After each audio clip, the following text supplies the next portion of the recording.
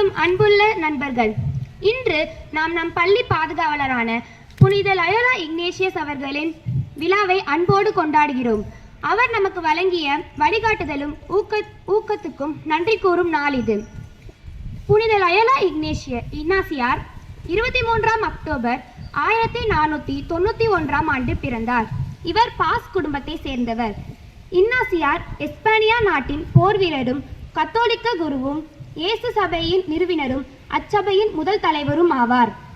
இவர் கத்தோலிக்க மறுமலர்ச்சியில் மிக முக்கிய பங்கு வகித்தவர்.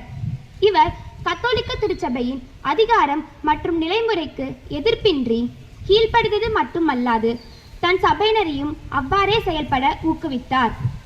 1521 ஆண்டு பாம்பிலோனா போரில் இவர் பலத்த காயமடைந்து ஓய்வெடுத்துக் கொண்டிருக்கும் போது படிக்க கிடைத்த புனிதர்களின் வரலாற்றால் ஈர்க்கப்பட்டு புனித பிரான்சிஸ் அசிசியாரை போல் தன் வாழ்க்கையை இறைவனுக்கு அர்ப்பணிக்க முடிவெடுத்தார். மார்ச் 1522 ஆண்டில் இவர் கன்னி மரியாளையும் குழந்தை இயேசுவையும் ஒரு காட்சியில் கண்டதாய் கூறுவர். இக்காட்சிக்கு பின்பு இவர் ஆழ்ந்த மனமாற்றம் அடைந்தார்.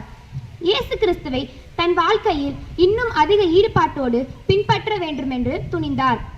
பின்னர் அருகில் இருந்த மன்ரேசா என்னும் இடத்தில் இருந்த குகையில் ஒரு நாளுக்கு 7 மணி நேரம் தொடர்ந்து இறைவேண்டலில் ஈடுபட்டார்.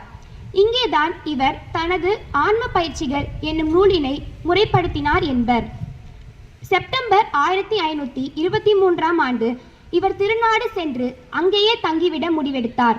ஆனால் அங்கிருந்த பிரான்சிஸ்கன் சபையினரால் ஐரோப்பியாவுக்கு திருப்பி அனுப்பப்பட்டார். 1534 ஆண்டு பாரிசு நகர் பல்கலைக்கழகத்தில் தம்மோடு கல்வி பயின்ற 6 இளைஞர்களை தேர்ந்தெடுத்து அவர்களோடு வறுமை, தூய்மை, பாப்பரசுக்கு கீழ்ப்படிதல் என்னும் உறுதிமொழிகளை எடுத்து ஒரு குழு வாழ்வுக்கு வித்திட்டார். அதுவே நாளடைவில் இயேசு சபை என்னும் மரமாய் வளர்ந்து தலை தோங்கியது. திருச்சபையோடு இணைந்து அதன் மேலாண்மைக்காய் பணிந்து செயல்பட வேண்டும் என்று மிகவும் வற்புறுத்தினார். திருச்சபையின் தலைமை பீடம் வரையறுத்தால் நான் காணும் வெள்ளையும் கருப்பே என நம்ப தயங்க மாட்டேன் என்னும் அவரது கூற்று இதை உறுதிப்படுத்தியது. 1531 ஆண்டு இவர் இயேசு சபைக்கு வரைந்த திட்டத்திற்கு 1540 திருத்தந்தை 3 பவுல் ஒப்புதல் அளித்தார். இயேசு சபையின் தலைமையகம் ரோம நகரில் அமைந்துள்ளது. புனித இன்னாசியார் பணியாற்றிய அலுவலகமும் அதோடு சேர்ந்த பயிற்சி கல்லூரி விடுதியும் இயேசு சபையின் முதன்மை கோவிலாகிய இயேசு கோவில் என்னும் பேராலயத்தின் ஒரு பகுதியாய் உள்ளது. இவர் ஜூலை 31, 1556 ஆண்டில் இறந்தார். இந்நாளைத்தான் நாம் இவரது விழாவாய் கொண்டாடுகிறோம்.